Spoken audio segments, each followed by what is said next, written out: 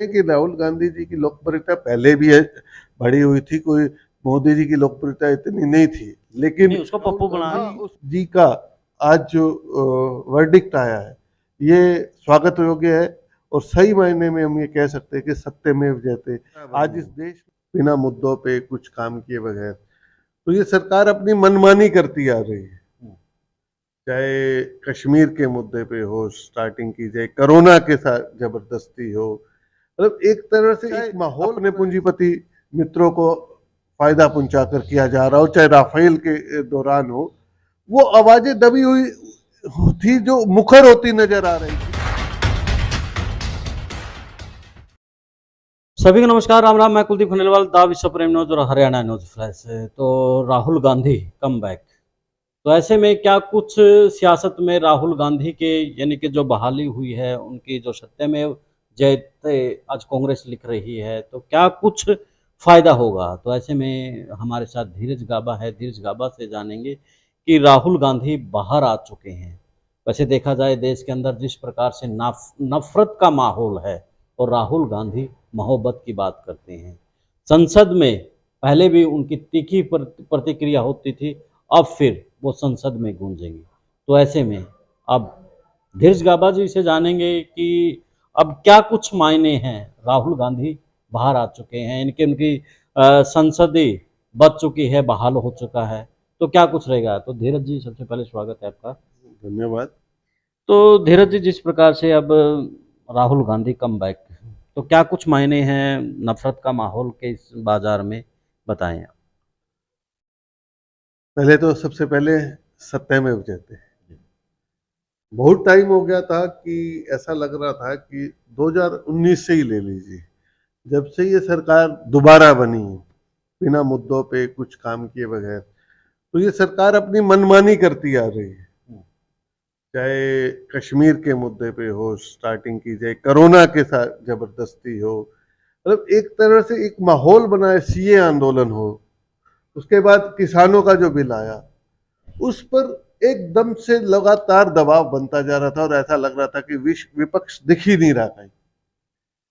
और विपक्ष को चूर करने की जो साजिश थी, वो जो कोशिश थी, वो कामयाब होती नजर आ रही थी जब इसकी परिणति राहुल गांधी की सदस्यता समाप्त करने के बाद कोर्ट के द्वारा, जब राहुल गांधी ने अडानी का मुद्दा उठाया, अडानी जब घेरे में आ गए, पूरी दुनिया के घेरे में आ गए, पूरी दुनिया को पता चला कि किस तरीके से अडानी का साम्राज्य खड़ा हुआ है। अडानी ने करोड़ों, हजारों, लाखों डॉलरों की, अरबों रुपए जिसकी गिनती भी नहीं है, वो घोटाला किया है। 20,000 करोड़ रुपए पार्लियामेंट सरकार देती है उसके कहते हैं बेल आउट के लिए, उसको कहाँ से पैसा दिया जाता है कि ताकि अडानी को बचाया जाए।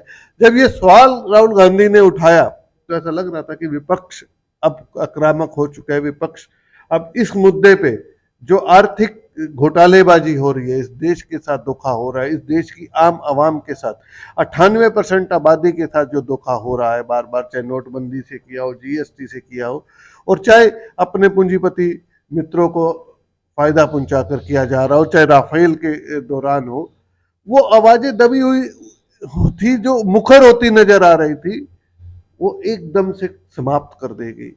उनका माइक बंद किया गया पहले राहुल गांधी जी का, जब भारत जोड़ो यात्रा के बाद आए, नफरत के दौर में हमारी जिम्मेवारी निभाते हुए भारत जोड़ने के बाद, और उसके बाद उनकी डिस्क्वालीफाई कर दिया गया। गाबा जी, जिस प्रकार से पहले जो माहौल चला हुआ था, उसके बाद राहुल गांधी एकदम से नफरत के बाजार में मोहब्बत की दुकान लेकर के आते हैं। पहले तेज बोलते हैं, वो जो ये स्लोगन था लोगों को भी पसंद आया। तो उसके बाद कहीं ना कहीं राहुल गांधी की लोकप्रियता बढ़ती गई। क्या कहेंगे इस पे? नहीं, सही कह रहे हैं कि राहुल गांधी जी की लोकप्रियता पहले भी है बढ़ी हुई थी, कोई मोदी जी की लोकप्रियता इतनी नहीं थी, लेकिन नहीं उसको पप्पू बना, हाँ, उसको उसको एक प्रोपोगेट किया गया राहुल गांधी जी के, क्योंकि ना एक कहावत है हिंदी में, बद से बदनाम बुरा। आप किसी आदमी को बदनाम कर दो, वो बद से भी बुरा है। तो इसीलिए राहुल गांधी जी की जो इमेज पर हजारों करोड़ों लाखों करोड़ों रुपए 10 साल से भाजपा लगा रही थी बदनाम करने के लिए, वो सारे भारत जोड़ो यात्रा के बाद वेस्ट हो गए। और नफरत जिस तरीके से, अब ये देखिए आप, ये मेवात का किस्सा ले लीजिए, नासिर जुनैद की मौत ले लीजिए, हत्या ले लीजिए, बरेली की घटना ले लीजिए, मुंबई जयपुर ट्रेन के अंदर 3 मुसलमानों को मारा गया, अल्पसंख्यकों को मारा गया, वो घटना ले लीजिए, और अब मेवात के दंगे लेटेस्ट है। जो नफरत के बीज, और मणिपुर तो हम जो है ना कि इस देश क्या पूरी दुनिया की मानवता पे शर्मसार करने वाला करने है, वाली घटना। घटना है कि हम कह ही नहीं सकते कि मणिपुर, ये इस सभ्य समाज में भी ये हो सकता है। मतलब मणिपुर के बाद तो बोलती हम आदमी, हम जो इंसान को इंसान कहना बंद कर देना चाहिए।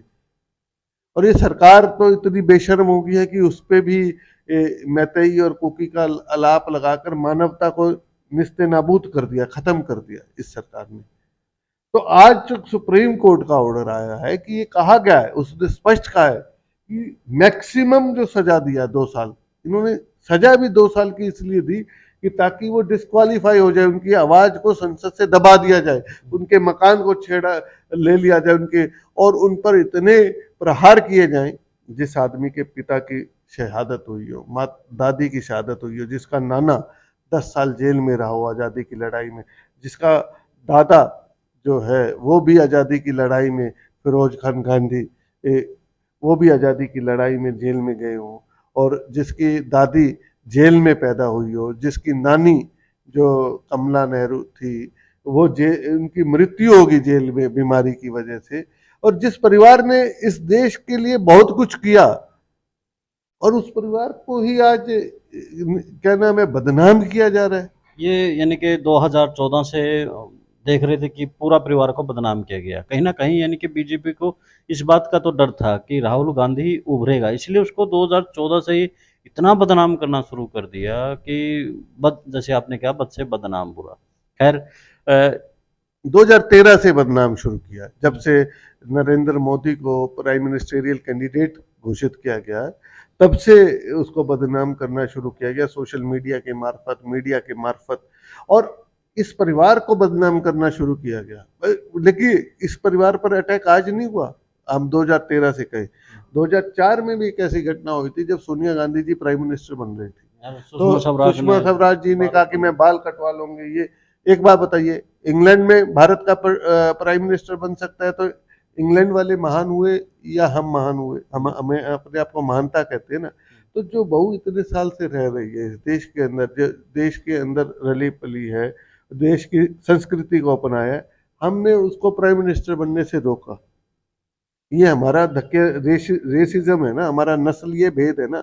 हमें अपने आप को देखना पड़ेगा, हम कितने जाति भेद में फंसे हुए हैं, नस्लीय भेद में, धार्मिक भेदभाव में फंसे हुए हैं।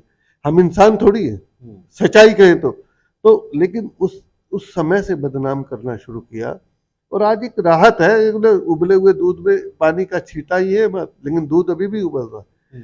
राहुल गांधी अब आज की आवाज संसद में इसलिए जरूरी थी कि जिस तरीके से दंगों की इंजीनियरिंग की गई है बीजेपी के द्वारा या आरएसएस के द्वारा, उस दंगों की इंजीनियरिंग को उजागर संसद में करना बहुत जरूरी है। मणिपुर के दंगों की उजागर करना बहुत जरूरी है, और इस पटल पर लाकर लोगों को न्याय मिले, उसकी लड़ाई लड़ना बहुत जरूरी है। और इसलिए राहुल गांधी जी का आज जो वर्डिक्ट आया है ये स्वागत योग्य है, और सही मायने में हम ये कह सकते हैं कि सत्यमेव जयते। आज इस देश में संविधान को जो जरूरत थी, हमें लगता था कि संविधान खत्म हो रहा है, तो अभी एक आज छोटी सी किरण बची हुई है, और उस किरण के सहारे शायद हम अंधेरे को चीर पाए। ये राहुल गांधी का जो आज का वर्डिक्ट है ये यही बताता है। 20,000 करोड़ का जो मामला को लेकर के है उसको 14 तारीख को फिर यानी कि सुनवाई होनी है। इसके अलावा अप्रैल में आज जिस प्रकार से राहुल गांधी की यानी कि सदस्यता बहाल होती है उसके होता है। अगर हम अगस्त की बात करें, अन्ना मूवमेंट भी अगस्त में यानी कि 2014 में भी बीजेपी उभरी थी, और इसके अलावा हमारा देश भी आज़ाद 15 अगस्त को हुआ था। यानी कि जो अगस्त है वो कहीं ना कहीं मायने रखता है देश में। आप कैसे देखते हैं इस? नहीं, देश अगस्त तो मायने रखता है। अगस्त क्रांति देश में 8 अगस्त जिसको मनाते हैं, और अगस्त क्रांति भारत छोड़ो आंदोलन अगस्त में शुरू हुआ, तो अगस्त का महीना तो बहुत मायने रखता है इस देश की स्वतंत्रता के लिए। जब 15 अगस्त में हुई, और ये मत भूलो कि 14 अगस्त को जो धार्मिक दंगे हुए इस देश के अंदर, जिस तरीके से इस देश का बंटवारा किया गया, वो भी अगस्त महीने, वो अच्छाई के साथ साथ एक काली कलंक आज भी अगस्त महीने पे जुटा हुआ है। और इस अगस्त महीने को में ही दंगों की आंच में झोंकने की कोशिश की जिसको हमने बचा, कुछ हद तक कोशिश कर बचाया है और अब बचाने की कोशिश कर रहे हैं। तो ये अगस्त का महीना तो वाकई ऐतिहासिक महीना है ही। धन्यवाद धीरज जी। तो धीरज जी ने बड़े स्पष्ट शब्दों में बता दिया कि राहुल गांधी अब किस तरह से यानी कि संसद में, चाहे मणिपुर का मामला है, चाहे मेवात का मामला है, तमाम मामलों को लेकर के फिर से संसद में उसी आवाज़ से गूंजेगा। तो अन्य वीडियो को देखने के लिए द विश्व प्रेम न्यूज़ और हरियाणा न्यूज़ फ्लैश को शेयर सब्सक्राइब जरूर कर दें। अब मुझे दें इजाज़त। जिंदाबाद।